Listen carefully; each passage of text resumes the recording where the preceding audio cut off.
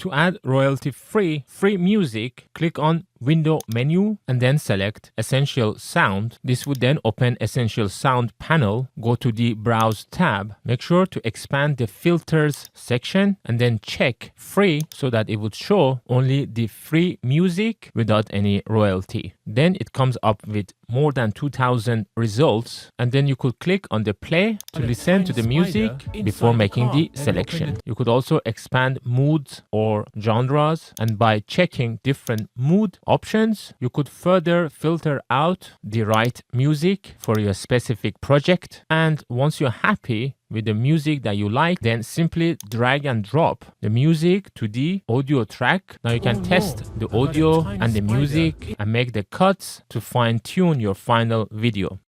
You could also click on the three dots of the music that you like and then hover your cursor to save to library and then select your library. And now if you go to your libraries panel, you could find the music saved there as well, or you could click on the cloud icon of the music that you like and save it as a local file in your computer.